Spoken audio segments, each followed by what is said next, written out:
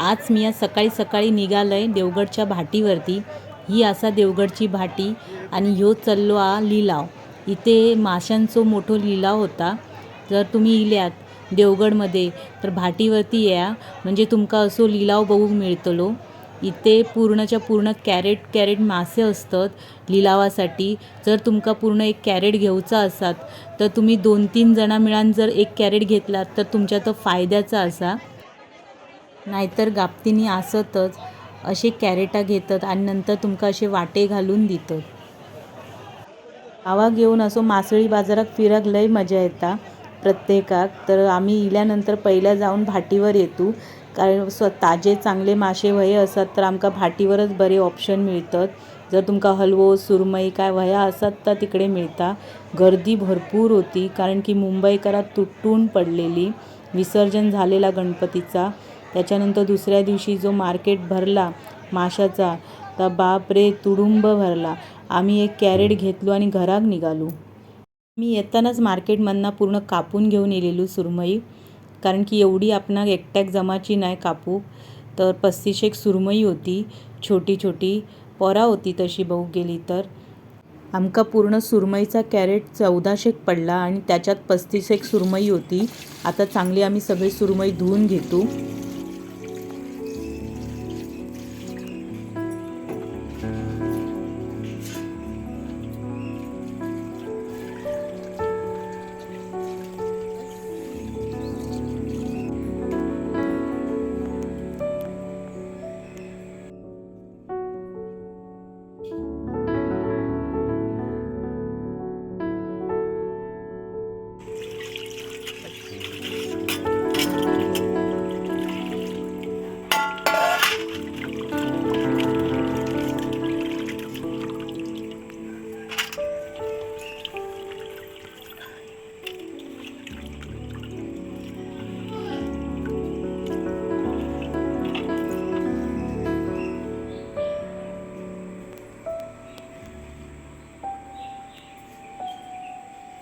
वातावरण एकदम मस्त होता आजूबाजू।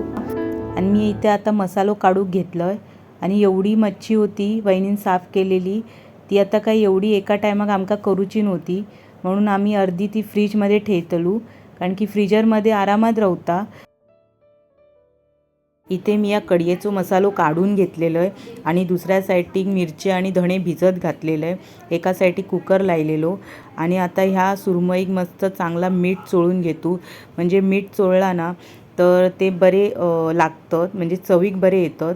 आणि आगूळ जरी तुम्ही चांगलो टाकल्यात तर आंबटपणात पण चांगलो येता आणि त्याच्यामुळे ती चव जास्त चांगली लागता सुरमईची। तर त्याच्यानंतर जो काय मीठ मसालो हळद जे काय आम्ही टाकूचा आता चांगला चोळून घेतो।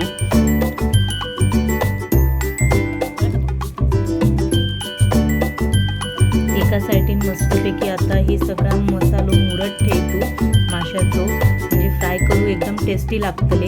आता कढयेचा करू घेतलो। एका साईडीन आमचा ह्या वाटण तयार होता, आता फक्त फोडणी देऊची होती। त्याल घेतला, त्याल गरम झाल्यानंतर आम्ही त्याच्यात कांदो टाकलो, कढीपत्तो टाकलो आणि चांगलं चरचरून भाजून घेतलो।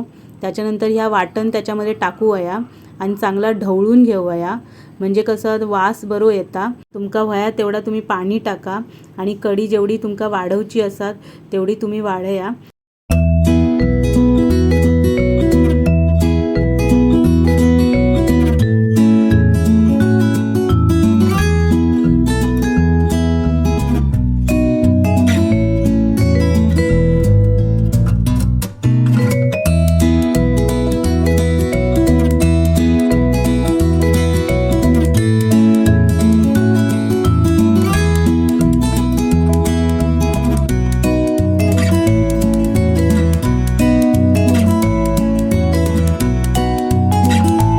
आता कढी झाल्यानंतर आमचा दुसरा टार्गेट असा ते मस्तपैकी सुरमई फ्राय करूचा टार्गेट।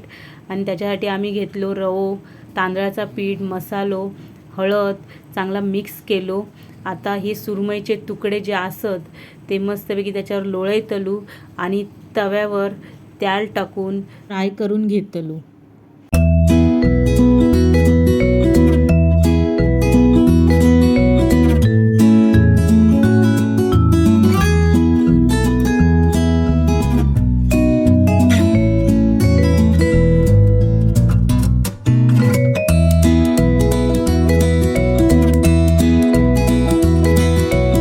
इथे आमचं आता जेवण रेडी झालेलं असा. मस्तपैकी फ्राय केलेली मच्छी, चपाती, भात आणि कढी. आता फक्त वेळ असा ती जेवची. आमचे हे लाफ्टर शेफचे जज असत. आता वेदूक मी विचारतोय कसा होता जेवण.